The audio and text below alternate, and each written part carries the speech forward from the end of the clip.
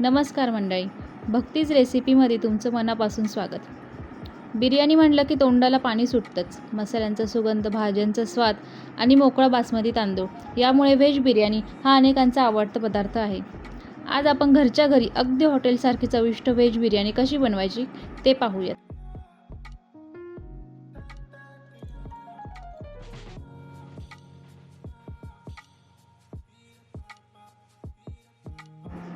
तर यासाठी आपण इथे काही भाज्या घेतल्या आहेत. तर त्या भाज्या बघूयात आपण काय घेतल्या आहेत. तर यासाठी मी घेतले आहे वाटाणा, बीन्स, फ्लॉवर, बटाटा, पनीर, गाजर, आलं लसणाची पेस्ट, काही खडे मसाले, तमालपत्र. पेस्ट करण्यासाठी इथे घेतला आहे आपण कांदा, टोमॅटो, पुदिन्याची पाने आणि बारीक चिरून कांदा घेतला आहे, तो आपल्याला तळण्यासाठी लागणार आहे. चला तर मग कृती बघूयात. सर्वप्रथम बासमती तांदूळ स्वच्छ 2-3 पाण्याने धुवून घ्यायचा आणि अर्धा तास भिजत घालायचा. सर्व भाज्या एकत्र करून 2 ते 3 पाण्यात छान धुवून घ्यायच्या.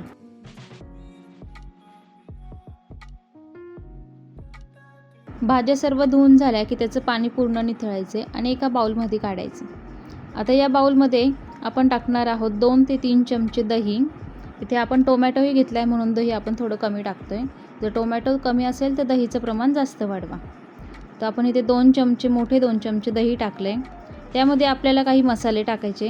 तर यात मी टाकलं आहे लाल तिखट, हळद, धना पावडर,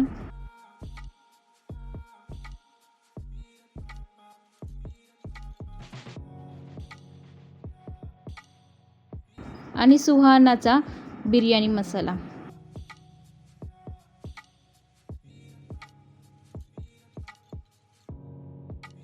त्यानंतर यात आपल्याला मीठ ॲड करायचं आहे.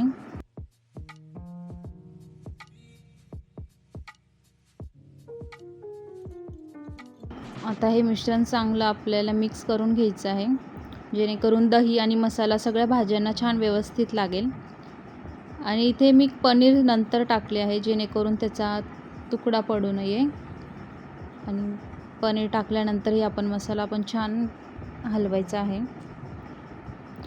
आणि हे 10 ते 15 मिनिटासाठी मॅरिनेट करायला बाजूला ठेवायचं. तर आता भात शिजवून घेऊ आपण. एका मोठ्या पातेल्यात पाणी टाका. त्यामध्ये काही खडा मसाला म्हणजे मी इथे 4 लवंगा, 4 मिरी, 2-3 दालचिनी, 3-4 तमालपत्र आणि 2-3 विलायची असे टाकलेले आहेत.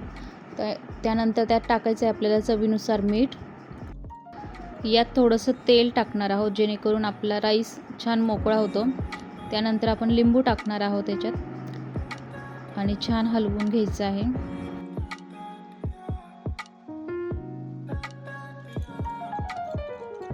पाण्याला छान उकळी येऊ लागली की त्यात आपण भिजून ठेवलेला बासमती राईस टाकायचा आणि छान हलवून घ्यायचं.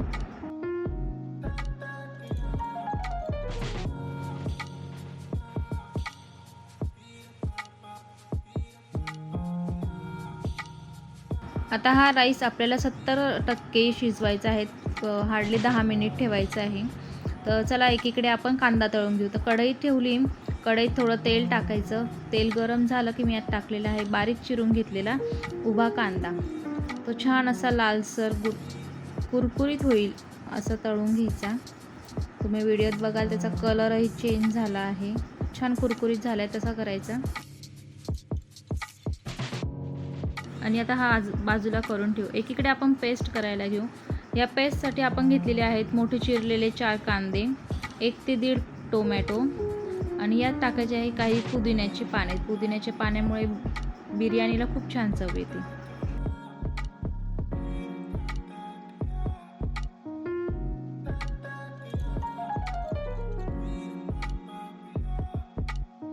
आता बिर्याणीचा मसाला बनवायला घेऊयात. तर एक मोठं पातेलं घेतलं आहे.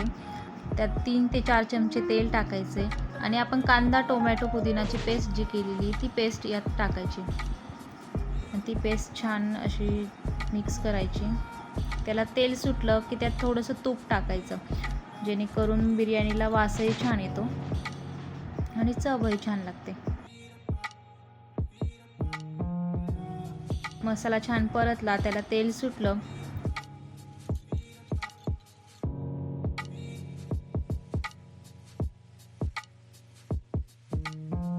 आता यात आपण ॲड करणार आहोत आपण मॅरिनेट करून ठेवलेल्या सर्व भाज्या.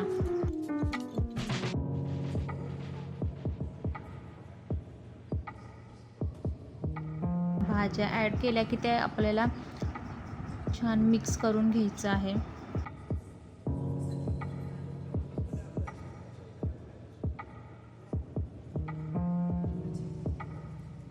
भाज्या पेस्टमध्ये छान मिक्स केल्या की त्याच्यावर झाकण ठेवून 5 मिनिट भाज्या शिजवून द्यायच्या आहेत. 5 मिनिटानंतर बघितलं तर आपल्या भाज्या छान शिजलेल्या आहेत. एकदा ते छान मिक्स करून घ्यायचं आहे आणि त्यात आपण थोडासा तळलेला कांदा टाकणार आहोत आणि तोही छान मिक्स करणार आहोत.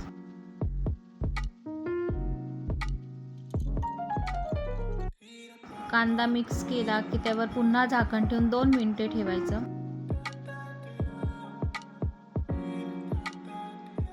आता यात टाकायचा आहे आपल्याला शिजवलेला बासमती राईस. तर आपण इथे एक लेयर देणार आहोत. तर ती लेयर झाली की त्याच्यावर थोडासा तळलेला कांदा टाकायचा.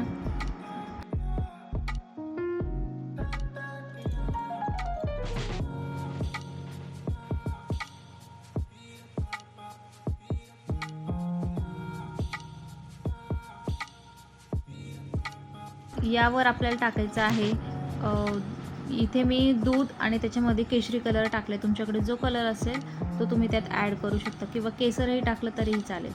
तर मी ते दूध आणि केशरी कलर टाकलेला आहे.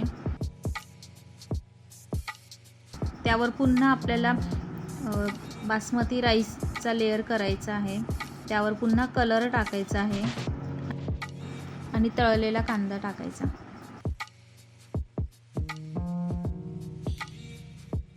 शेवटी आपल्याला बाजूने आणि मध्ये तुपाची धार सोडायची आहे जेणेकरून राईसचा वासही छान येतो आणि चवही छान लागते.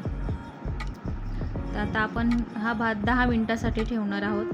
10 मिनिटानंतर हा भात मी थोडासा तव्यावर 2 मिनिटं ठेवला होता. तर मंडळी व्हेज बिर्याणी तयार. गरमागरम व्हेज बिर्याणी रायता पापड सोबत सर्व करू शकता. घरातील प्रत्येकाला स्वादिष्ट बिर्याणी नक्की आवडेल. तुम्ही ही रेसिपी करून बघा. तुमचा अनुभव कमेंटमध्ये नक्की सांगा. पुन्हा भेटूया एका नवीन व्हिडिओमध्ये. तोपर्यंत धन्यवाद.